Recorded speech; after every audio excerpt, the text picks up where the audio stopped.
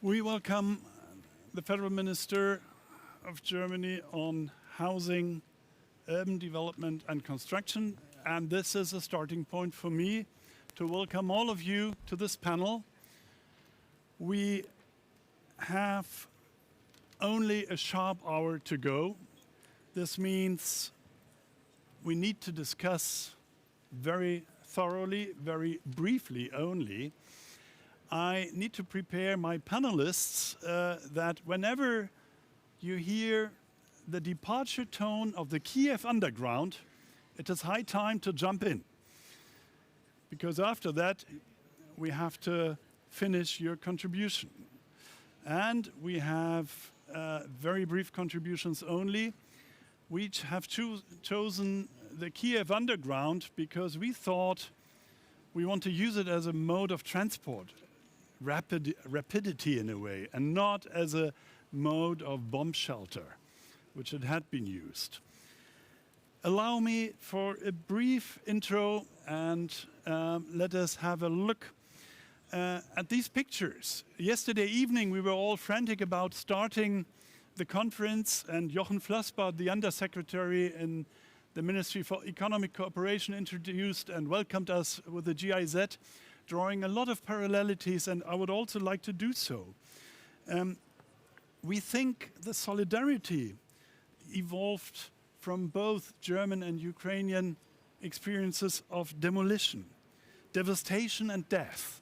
And the images might show, even though they come from very different times, almost 80 years apart, that we share something in terms of demolition, devastation, and death in our cities.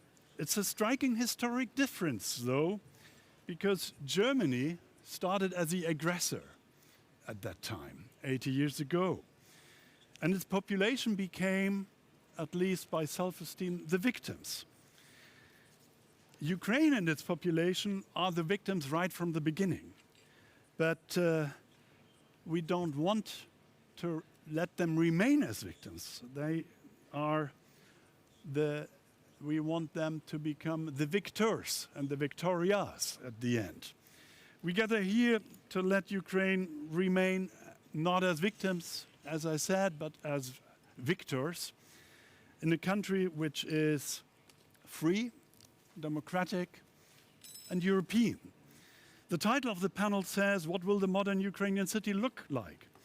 We have always seen the modern Ukrainian city prior to the war already, and the question has been decisively expanded in the title of our panel to sustainability, energy efficiency, resilience of municipal infrastructure. And it may be less the image than the living conditions for the next generations to come. And you have seen discussions on the reconstruction.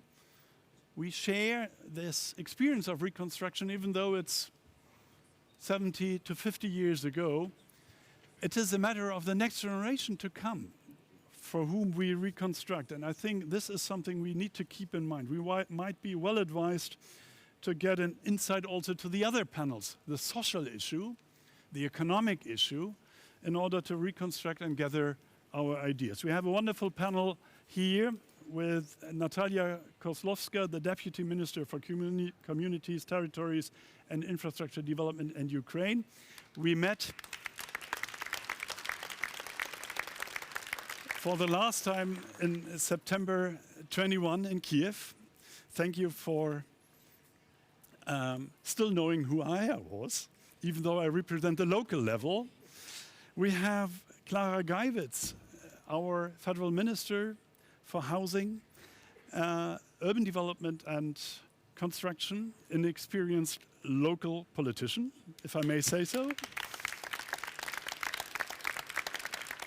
We have the one and only Nobel Prize winner amongst us, the Pritzker Prize winner, Shigeru Ban. That is a Nobel Prize for the architects, directly coming from Japan. I asked him whether he wants to recover or contribute, and he says he has already recovered. He wants to contribute.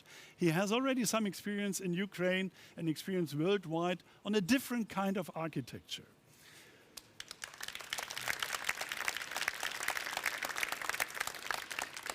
we may welcome Roman Klitschuk, one of ours. One of ours means a mayor representing the local level, the mayor of Czernowice, with a long historic record, working hard at the local level, and we would like to share this hard work with the auditorium, with the plenary.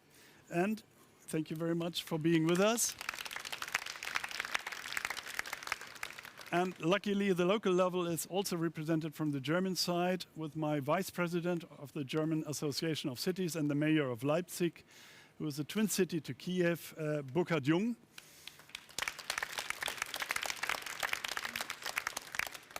We have Anna Paschinska, and it's, well, after the third panel, we can say already a tradition to have the civil sector with us, representing the NGO MetaLab, and we will be hearing what the so-called informal sector, the civil society, the NGOs can move, want to move, and need to move in future. Thank you for being with us after this long trip. We have a strong Italian setting in banks. I don't know for what reason, but I think we have a wonderful Italian representation with Carlo Monticelli, the governor of the Council of Europe Development, the Council of Europe Development Bank. And this adds to the sophisticated financial structure in Europe, and adds also as a contributor to the financing of housing in Ukraine. We'll be learning more about that. We have from the technical side Peter Hübner, the president of the Federation of the German Construction Industry, who has a strong eye and maybe even two eyes on Ukraine and is eager to continue or to start work with Ukraine. I'm sure you have already started. I may invite, you get a double clap. I may invite Natalia Kozlowska to make her contribution and tell us what planning instruments the Ukrainian government provides for municipalities toward comprehensive recovery and development. And it might be of great interest to the local level what room to maneuver we have and how top-down and bottom-up, which we discussed in the previous session, works in the Ukrainian context. Thank you very much, Ms. Kozlowska. The floor is yours. Thanks a lot for your question. The question as to how to develop the toolkit in our country to make sure that reconstruction and recovery is conducted in a transparent manner is really relevant and pertinent for Ukraine from day one of the full-scale invasion, from the first month of the war. When we understood the nature of the war and how that's going to impact the cities and towns of Ukraine, we realized then that we won't be able to cope with this horror without the assistance of our international partners. Speaking about numbers, our local self-governing authorities record damaged and destroyed assets that's more than 320,000 different objects. That's a huge number.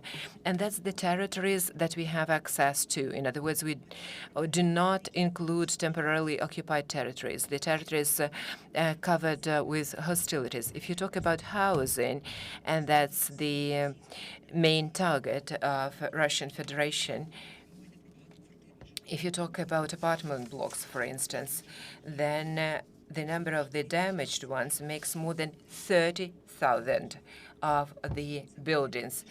And that means that there is a large number of people don't know what the future has for them, and if there is any future. We clearly understand that we need to create the environment that will allow us to rebuild better. That's the message that we pursue since the very beginning of the full-scale invasion, but it should acquire new nuances: energy efficiency, accessibility. These are the things that we discuss not just at this forum, at every panel here, but every day. You know what's happening to the energy system in Ukraine at the moment. Horrible destruction there. Shows that even in the best, from the point of view of safety under construction cities, the situation is far from being ideal. But we are pursuing three major directions in our work. The first element, that's emergency recovery. That's emergency works, emergency responses of the local self-governments that should be there to respond immediately to the instance and accident that happened. The second one, that's recovery. And I'm really grateful to the large number of international partners that stand with Ukraine in our recovery efforts. United Nations, Shuttle Cluster, UNHCR, European Investment Bank. I'm not going to list all of them, but the number of partners that assist us in our recovery efforts, in particular in housing, is really huge.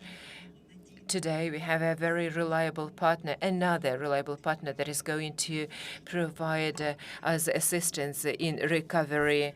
The right of Ukrainians to housing is the CEB, and I would like to underscore that because very recently Ukraine joined the European Investment Bank, and today we signed the respective agreement that allows for us to cooperate in housing and therefore to assist Ukrainians with their housing. CEB is just the first step, but it has lots of opportunities, and I'm sure that it will give all of us an impetus to provide higher quality housing for Ukrainians. What the cities should do, how to undertake recovery efforts in towns and cities of Ukraine. Last year, the Parliament of Ukraine adopted amendments to legislation enabling local self-governing authorities to develop recovery programs. What kind of document is that? If you pursue the slogan to rebuild better, that means that local self-governing authorities have to reimagine the structural changes at the local level to make sure that to rebuild better is going to be practically implemented. You have to understand what has changed in a particular town, how migration elements are developing there, how economic situation is developing there. The number of relocated businesses in the country is very big, and you have to get a clear number. What is the story in your town and what should be done to make the situation efficient and enabling for everybody? Energy efficiency. Adopting the approaches and decentralization is a key scene for energy supply. We do understand that the next winter and heating is going to be a big challenge, whether that's electricity supply or heating supply that we talk about. And apart from military assistance, Ukraine is in need assistance for the towns to develop energy independent systems for each and every town and city in Ukraine. And that serves the basis for developing respective programs by local self-governing authorities where they reflect what kind of assistance is needed and what should be identified. But you have to have a clear data on that. Last time we mentioned DREAM program. That's the system that collects all recovery projects, and all donors that want to get engaged can get a clear understanding how the processes are developing. They have access to any data in real time and can exercise monitoring of all processes. Leipzig Charter provisions, and Ukraine is joining it, will allow for us to develop strategic documents and develop high-quality documents to recover in the manner that would allow for the achievements of all the goals set. And it's not only changes in the policies when it comes to planning stage, but that also includes the implementation stage. If you talk about how to make sure that the house is fully equipped, how to make housing accessible. I can tell you that we changed legislation in Ukraine, and now we pursue absolutely different approaches when it comes to accessibility. The same goes for energy efficiency. So it's not only legal framework that is being adjusted, adapted, and changed, but we try to allow for the architects in Ukraine to rebuild with new approaches in line with European best practice. All of these will enable Ukraine as the future EU member state to use the best European practices and make them real in Ukraine. Thank you very much.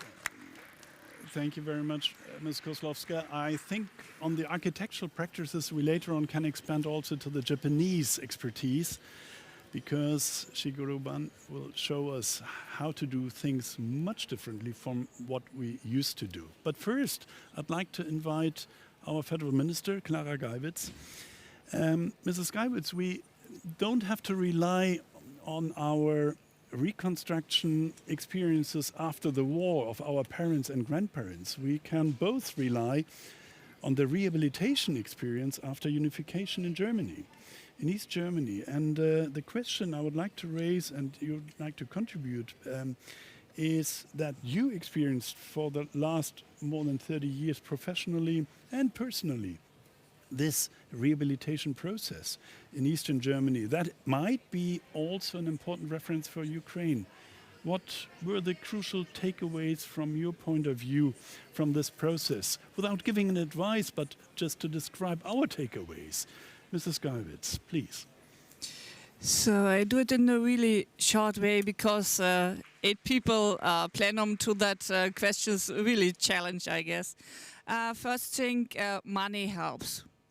So money always helps. That's much more what the conference is about, how we can raise the billions of money we will need to rebuild Ukraine.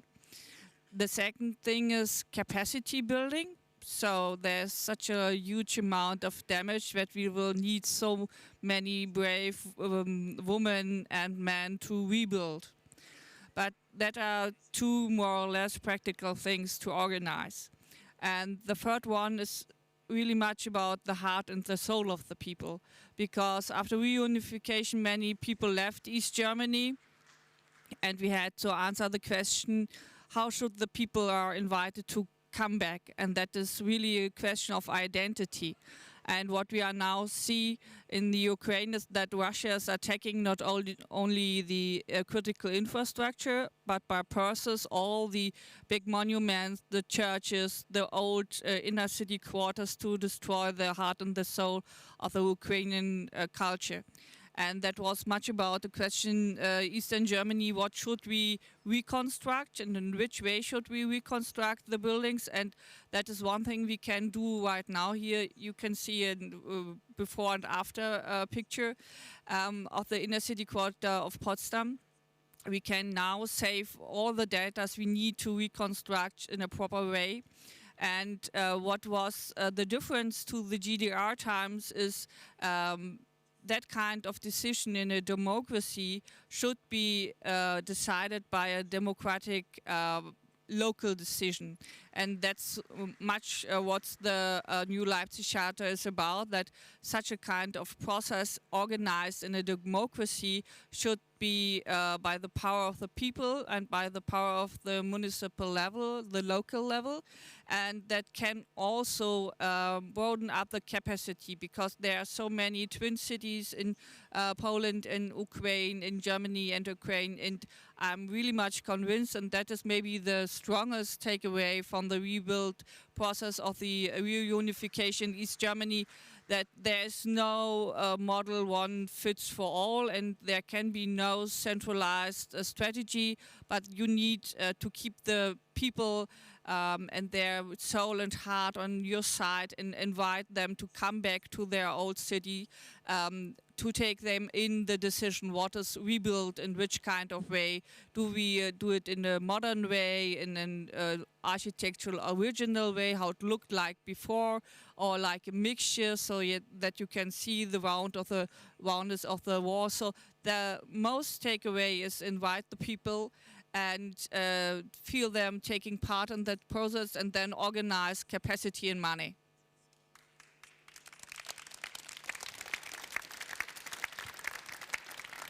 Clear message. Thank you, Minister. Thank you also for focusing on the existing building stock. In spite of this, and I think also in Ukraine we share already quite some experience how to deal with the existing housing stock. At least I have experienced this in Lviv for many years, rehabilitation of the old city.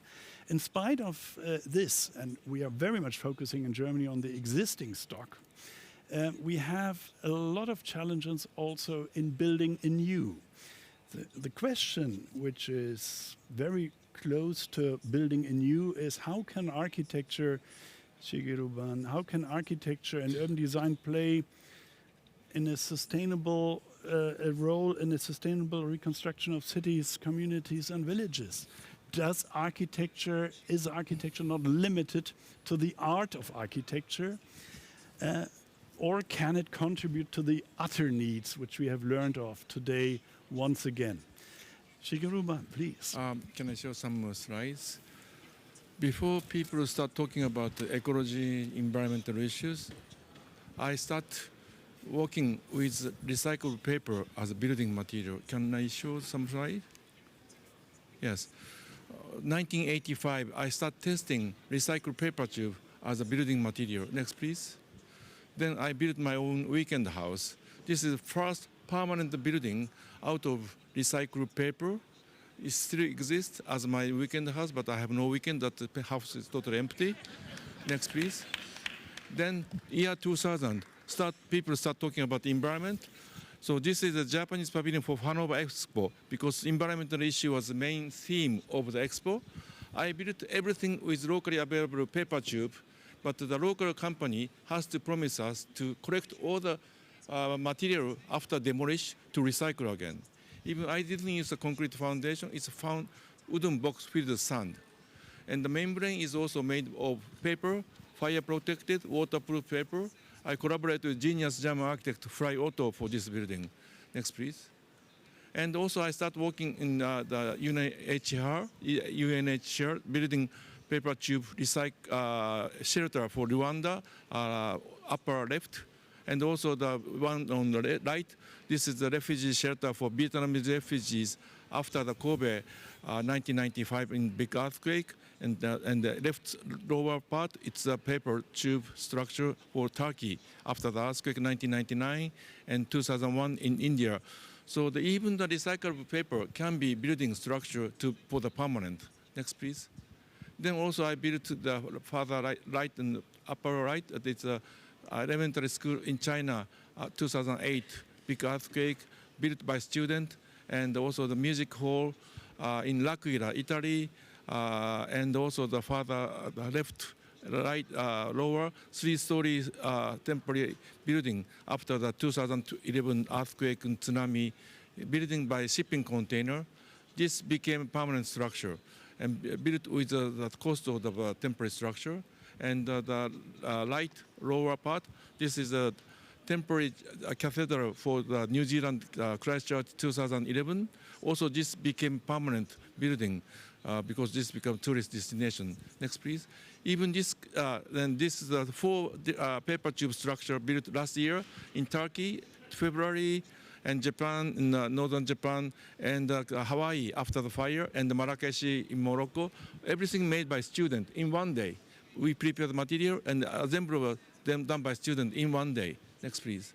And this is the one we did in Ukraine after the refugee situation. As you can see, people sleeping on the gymnasium without any privacy.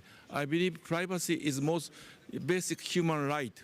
So that we provided a partition system using locally available paper tube with the architect in Poland and Ukraine and Slovakia, using our communication with the new European Bauhaus network. Next, please. And also we provided the fire stove, wood stove from Japan. It's lightweight, and you can cook on top of it after the Russia attacked the fire stations.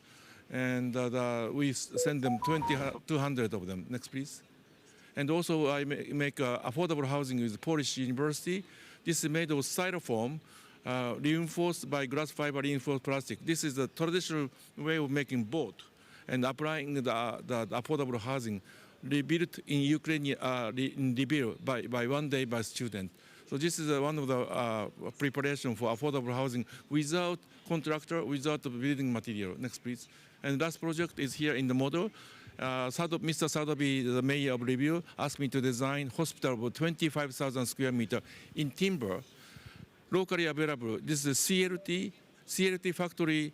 Ukraine has the biggest factory in East Europe. Used to export to Canada and US, but they cannot now. So he decided to make this hospital in timber. However, Ukrainian building regulation doesn't allow to make such a big building in timber, but this can be done with European EU building regulation, which I have done many in Germany and Switzerland. So he decided to take first time using EU building regulation to make this building with locally available CLT timber material. And construction will start next spring, but we need more support. Thank you very much. Thank you. Shigeru Bandes clarified on the non-permanent and permanent opportunities to construct in an architectural way. By the way, Germany has the fourth largest paper industry. Might be a point also for Mr. Hübner later on to hop on. A different way to meet the requirements. Other requirements are with Roman Klitschuk, Mayor of Czernowice. You were offered a framework by Deputy Minister Kozłowska. Is this framework matching your requirements?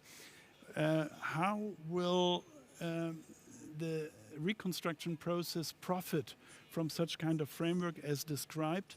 And what are your expectations from the government in order to make the municipalities work the way they want to work?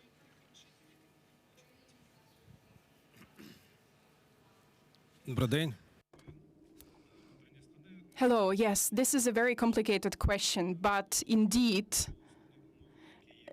we have very difficult circumstances in Ukraine, and we realize that there is a number of challenges which government needs to tackle. This is, first of all, supporting Ukrainian army, and then secondly, also rebuilding Ukraine near the front lines. And of course, it's also deoccupation of territories. I came from a city which is in the western Ukraine. It's just 40 kilometers away from the European Union. And we are not speaking about rebuilding now. We are mostly speaking about building something new, because there are a lot of buildings which were built during the Soviet Union. And of course, these were not energy efficient buildings. Therefore, most of the buildings which we have are not really built for energy saving. We have good cooperations. We are working with the government. We are also working with local governments. We have a number of international projects. There are several grants. And in our city, we are now mostly speaking about creating housing for internally displaced people. We are receiving support from different international funds and institutions for these projects. Our city is far away from the front line, therefore we have a lot of internally displaced people. In the very beginning, we had 80,000 people. The city is not big, therefore it's a very big number for the city. Currently we have just 40,000 internally displaced people, so these are those which are officially registered in the city. And of course there are several problems with the housing which we need to solve. We know that these people of course have a right for housing, and they don't have housing right now because their houses are destroyed. In the last 2 years, there was a lot of cooperation with different international organizations, and I would like to thank everyone for understanding our situation, for supporting us, and we hope that together with the international organizations and with our government, we will achieve a lot for Ukraine. Thank you. Mayor Klitschuk, it will be interesting to see how the approaches of Shigeru Ban on temporary housing can be taken up, also in the situation to house refugees. We come to Mayor Jung. You share the experience of the reconstruction of the Leipzig city after unification. But you share it maybe from a different perspective as a mayor, and also from a different perspective as the one being directly responsible for a growing city, a surprisingly strong growing city. If you need to share these experiences in the light of the demolitions, the devastation in Ukraine, what would be the lessons you draw from the last 30 years experience for your Ukrainian colleagues, Mr. Jung? How many time will I have? I'm sure the recovery of the Ukraine will take place at the local level. What would Europe and our countries be without us cities? At the end, the local level has to develop, has to decide, and I think Clara Geiwitz is telling absolutely the truth. We have to do it at the basic. So without our cities, no successful development, no growth, no innovation, no energy and green transition. And this, of course, is our experience. For example, I will give you 5 points, 5 successful factors which were very, very important for our development in Leipzig. You have to know at the beginning of the 90s, the situation was incredibly complicated. We have lost 110,000 jobs in the industrial areas, a significant decline in population, shrinking city, 100,000 people were gone, and so on. And possibly I am not telling you news, but I give you 5 points. First, it's absolutely necessary to establish a strategic and integrated urban and district development plan. Overall, integrated plan, because you need housing, you need green, a balance between this, you need social infrastructure, business places. So you need an integrated development plan for the city. Second, finances. Yeah, indeed. Finances were and are needed. We benefited a lot from EU urban development funding, from the federal government, the state of Saxony, but indeed nearly 50% private investment. So it's a combination of this. And we mostly invested the funds to make districts more livable and attractive. You see the picture at the screen. You see the same perspective in the 90s and 10 years later to use water and to change the situation and the quality of life, for example. Third, cooperation with owners, especially apartment owners, municipal housing companies, including cooperatives and other locally based housing companies, facilitate the coordination of conversion strategies for residential areas. Fourth, citizens have to be participated. And you need a strong networking to change things, to use the Обережно, двері to зачиняються. develop Caution, things the in the doors are districts closing. are basic for success. Neighborhood management, to establish networks in the district to empower stakeholders, for example. We have a wonderful project now. And last, and I think maybe that's the important thing, every city has their own DNA, and you have to look for it. For example, in Leipzig, it was culture, the great life of music, and the science, and the development of science. And maybe in your city, colleague, it's another point. You have to find out what should be the basic of our development for the next 10 years, what's in history, and I'm sure I have to stop. Lessons learned. Okay, last sentence. Leipzig and Kiev have already been able to start working together to set up neighborhood management, and it's a good example. And I'm very, very thankful for that. It was supported by the national German funding, and I think we should go this way, partner to partner, twin to twin, in cooperation. And okay, I have to stop. Thank you very much, Mayor Young. Mayor Jung.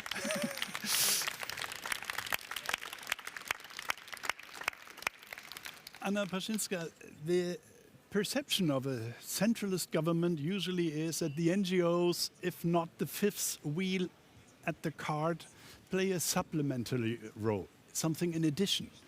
But your thesis is a little bit that you play sorry, I put it wrong, a complementary role. Your thesis is that you play a supplementary role instead of the state or even the city. You play a role as an NGO. So what is the role, to bring the thesis a little bit closer to us, of the civic organizations? What do civic organizations want, and what do they need to play such role in the reconstruction and rehabilitation of Ukrainian cities and communities, even sector-wise? Let's take housing at the moment. Supplementary, complementary, fifth wheel, where do you see yourself? Hi. Sehr geehrte Damen und Herren, ich bedanke mich sehr für die Einladung und ich bin sehr froh, Zivilgesellschaft hier zu repräsentieren, und ich bedanke mir für die deutsche Unterstützung. Dear ladies and gentlemen, I would love to represent civil society of Ukraine, and I'm also very honored and to speak here on behalf of civil society. Actually, this is the question I ask myself almost every day. Why am I a part of civil society, and if I want to change in the sectors? But I think I come also from Ivano-Frankivsk, and I think this city is a great example of a balance between three sectors, and when every sector has a strong role, has a power, and has this balance. And that's why civil society of Ivano-Frankivsk is very well known for civic innovation, for renovation, for neighborhood regeneration, for social entrepreneurship. And I think this is something we achieved through last 10 years after 2014, that civil society is visible and is a great partner for administration and business. And I think that today we face a huge challenge which requires innovation. And I think civil society is uniquely positioned to experiment, to pilot. It is flexible, it is resilient, and I think it can be also, it shows new solutions which could be scaled up by other sectors as well. And I would love to continue with my slides to the housing project we have. It is called Kohate. It's a co for together and collaboration, and hate is a hut as a home, and altogether it means to love in Ukrainian and love a person. And I think this is something really important, that Ukrainians need dignified conditions to recover, and they need this love and care and soul. And this is where Ukrainians live now. Like this is where displaced Ukrainians live very often, and this is like from the very first week of full-scale invasion, we knew that housing is a crucial infrastructure to live, to work, to study, to do economic activities, and we knew like every capacity, housing capacity is exhausted in the Western Ukraine. So we went to these facilities, and we knew we want to do it in a very integrated way. So it was a huge movement of volunteers, companies, manufacturers, which were manufacturing like in a very circular and sustainable way, like furniture for these shelters, and community of architects was like very present with new solutions, with design and everything else. So if we go further, this pilot project, which we implemented in 6 weeks for 175 people, happened to scale up to other 10 big projects of affordable housing, rental housing in Ukraine. So if we go to the last slide, I would love to say that civil society is innovative, capable, it can deliver cost-effective, very community-driven, and care about the soul, but also about the place which could heal us from the war. And yeah, I would like to emphasize that 3 sectors will reach the best of possibilities to reach the goal. Obviously, it lets property escape. It lets property escape from the capitalist cycle of drawing profits from housing, if I got it right. Yeah, I think this is also another way to deliver housing, rental housing, and to give a security and affordability in housing. Thank you, Anna. Carlo Monticelli, we heard at least twice that we need money in the system. The Council of Europe Development Bank, as a third alone standing and oldest financing institution in the European Union, is also working for Ukraine. You have a 100 million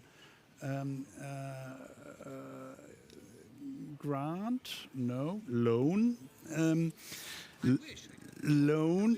You're a man of the bank, so it's obviously not a grant, but a loan.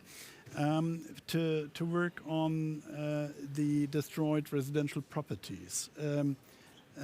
What do you expect as an impact, and how would you like to scale up? Because we heard from our minister, it needs a lot of money. 100 million is a drop on the hot stone in the whole context. Nevertheless, I don't want to neglect it. I don't want to minimize it. What are the impacts you expect, and how do you want to scale up? Okay. Well, all the time you say, oh, this is a difficult question. Well, this time is particularly difficult given that you suggested I could be able to print money. Alas, I can't. But what the SEB can do is to work together as a partner of Ukraine, as a partner of all the actors that need to be involved to address the issue of housing. And indeed, I really want to commend you as having organized such a good panel in terms not only of the quality of people, but of the variety of people, that shows that to find a good solution, we need different input. We need the input from the central government, but we need the mayors to be on board. We need the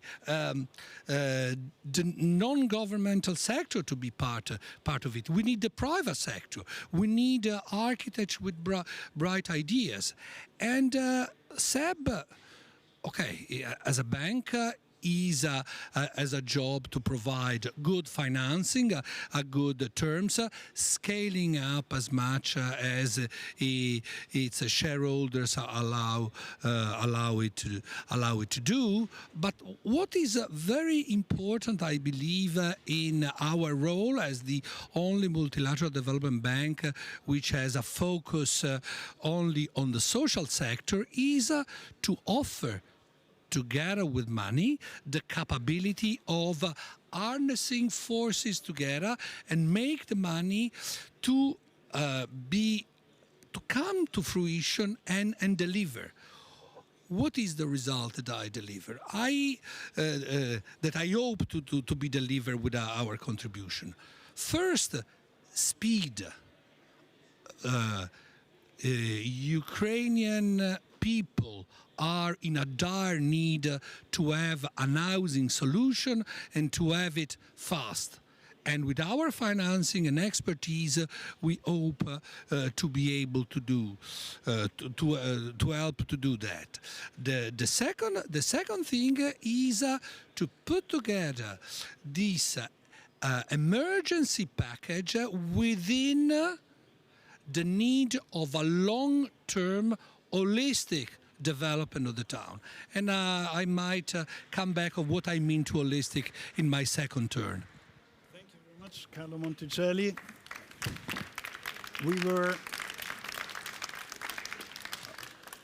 Peter Hübner, we were already deep into building technology, and I tried to establish a kind of joint venture between Shigeru Ban and the German building industry on permanent and even non-permanent structures made from paper. That is no doubt a contribution also to sustainable construction, sustainable building. What do you think? What will the international construction industry do? Are they willing and will they use recyclables in the reconstruction process, or do they simply deliver the way they used to deliver for the last decades? Because it's a kind of overlapping. You have to comply with a lot of demands. Utter supply for housing and public amenities, energy efficiency, building material, recyclables, all these four put together. Is that copable for the building industry from your point of view? Yeah, I think it's no problem. We can build with paper. I think we never done it in Germany. Timber is, and the last time we built many houses with timber, but nothing was, no one was papers. Well, I think we need for our work in Ukraine a necessary framework conditions for the European and the German construction industry. And that's necessary. That we needed that the companies will go to Ukraine. It's not usual to go in a country. Many companies never were. We as German construction industry we have just submitted a proposal for reconstruction of Ukraine in a position paper. It's a year before, in May 2023, and additionally we have also worked with our European umbrella organizations FIEC and EIC and the Task Force Ukraine, in which also our colleagues from the Confederation of Ukraine Builders, COB, were involved, and the following answers are based on the work of the mentioned organizations. First is the bilateral cooperation, the so-called twinning concept. I think that's what Mr. Jung told us.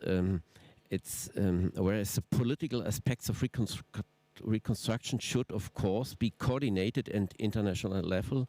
Each donor country should retain control over its own project funds in order to ensure transparency and accountability. A good example for this twinning project, someone of you may know it, is a partnership between Denmark and the city of Mykolaiv, where Denmark is financing and implementing emergency repairs to the energy infrastructure and the reconstruction of residential buildings. This twinning approach ensures transparency in the use of funds, and it strengthens administrations and decision-making structures, not only in the central administration in Kiev, but also at local and regional level. I think that's necessary.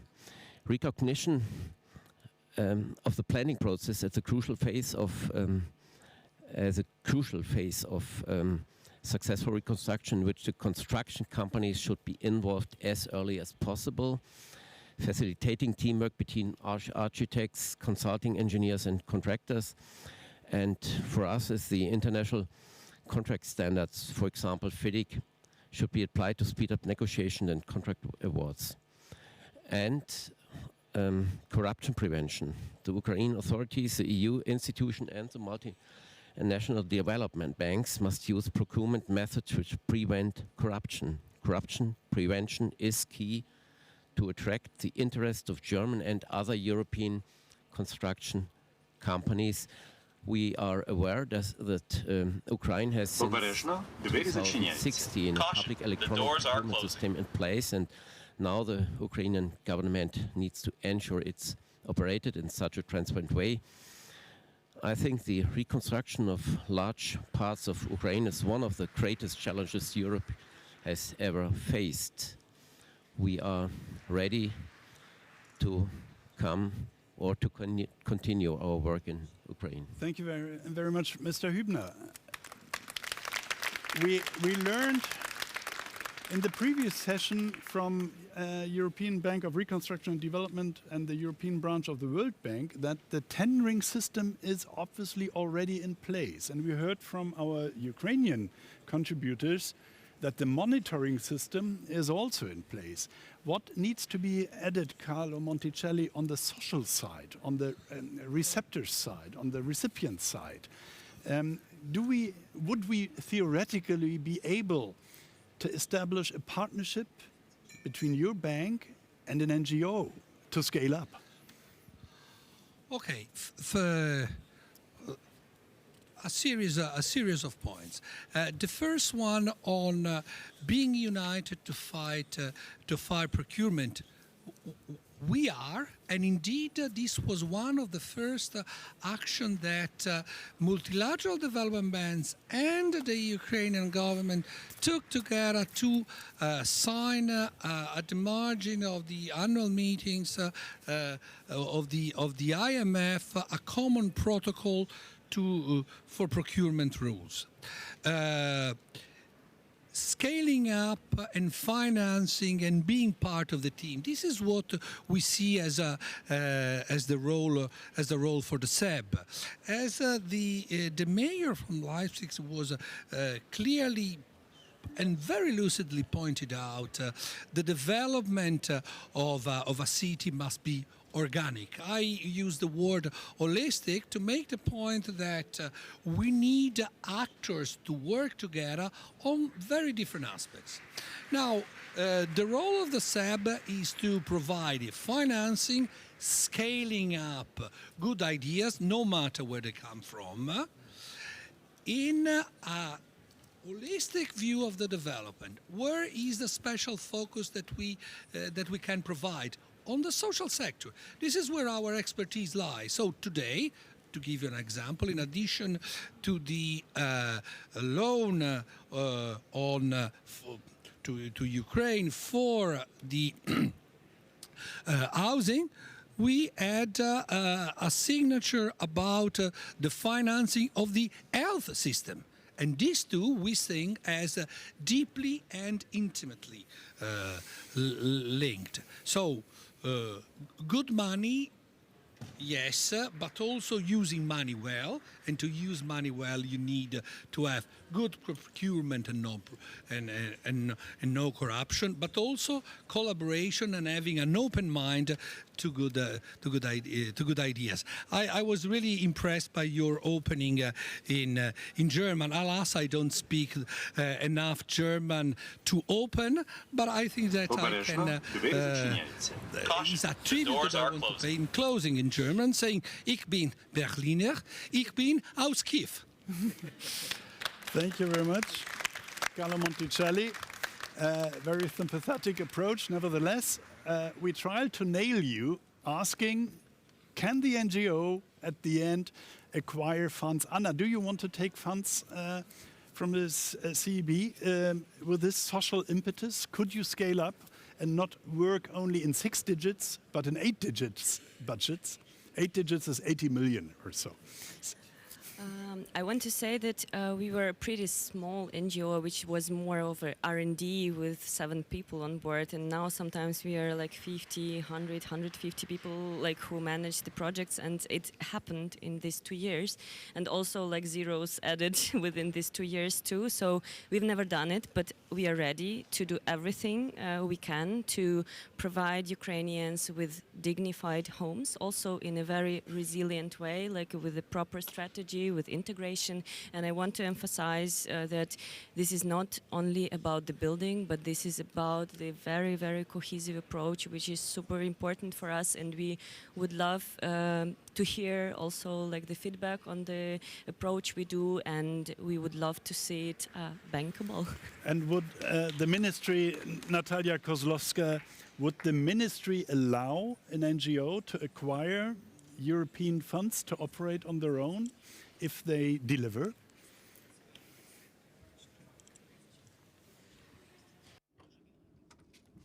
There are a lot of civil society organizations that are engaged in drafting amendments that ministry is involved in. That's a really broad question to answer how civil society assists us. Civil society is really an important element, especially those civil society organizations that acquired and have some expertise in different issues. Whatever organization it might be, we have to be aware that the practice should be of high quality and civil society should be engaged in it. It was just an intermitting question. I would like to continue with Mayor Jung again. You can operate with NGOs on your own behalf. What chance do you see specifically in the housing sector if you transpose your experience from Leipzig in the rehabilitation of housing stock also via NGOs or cooperatives to Ukraine? Is there anything you would like to tell the mayor of Kiev as your twin city to take up from this experience? I talk to Vitaly very often about that. Yes, we need NGOs to be very essential and effective. And we, a short promotion.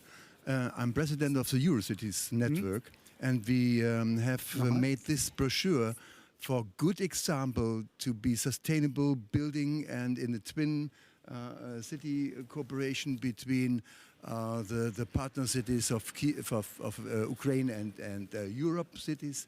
And there are very good examples with state organizations, with national organizations, with local level, but with NGOs too, in waste, in housing, in traffic, in a very, very big surrounding of issues. So I think that's the way to do it together in this wonderful way of all stakeholders. Mayor Klitschuk. It's two languages, English and Ukraine. Yeah? Wonderful. That's a takeaway. Is it also a takeaway for you, Mayor Klitschuk, to diversify the modes of delivery for housing by cooperating more intensively, broadly with NGOs? Or do you say we have our communal housing institution which does the housing construction? Is it a takeaway for you to diversify the modes of delivery for housing?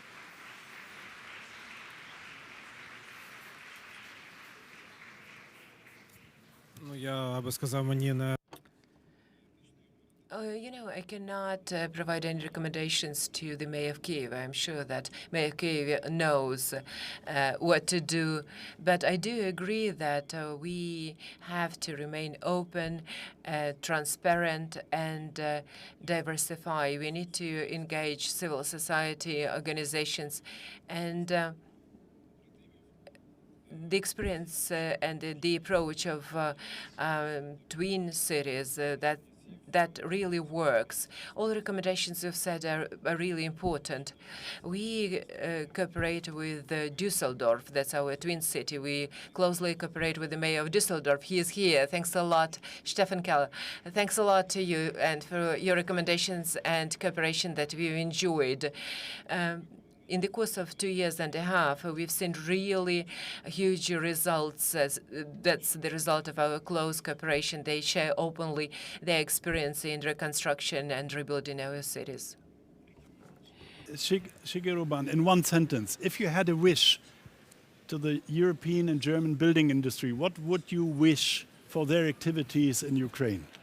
Well, as we are doing this hospital in timbers, you're locally available in Ukraine, we have to use more timber for new construction of recovery. Thank you. Very clear statement. And to scale up, again, at the very end, Clara Geiwitz, how can the international planning community organize for good coordination, identify fields for cooperation, reach a level of active collaboration even? Is G7 helping? Do we regard Ukraine as an innovation hub, or do we overload our partner country? No, not at all, because if we see the amount of capacity and money we need, G7 is key, because we need the solidarity and the awareness of the international community and the developed countries, of course, for the next decades or 2 decades. And what is about best practice and innovation hubs? So if you see nowadays Leipzig and compare to 35 years ago, it's a shift from night to day, and I know it's totally complicated to have that kind of vision for Ukraine, a country under attack, but when we will have in 20 years the rebuild Ukraine, your infrastructure, your architecture, your way of heating your houses will be the best and the modernest in whole Europe. And if I have one takeaway from that process in East Germany, be aware of gentrification. And that is the place for the NGOs. So we build for the Ukrainian people their own country, but do it in a way that they can live in it and that they own it and that it's their own. Thank you very much, Clara Geiwitz. Deputy Minister Kozłowska, you mentioned the Leipzig Charter, and at the very end, we have a small ceremony which embraces all sectors and all ways of cooperation, collaboration. That is the Leipzig Charter, and I may invite Minister Geiwitz, Deputy Minister Kozłowska, and Mayor Jung, as a mayor of Leipzig, to have and I invite all of you to stay for a moment so that we can wrap up the session with a document adopted by all the ministers responsible for urban development in the European Union. And you can all witness a kind of adoption of the Leipzig Charter right now and here. So, you will be leaded.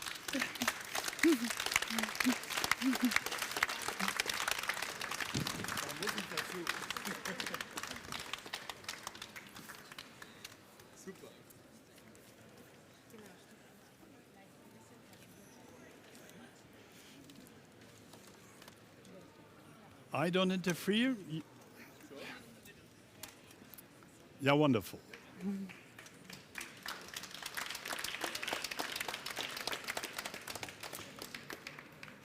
Thank you very much.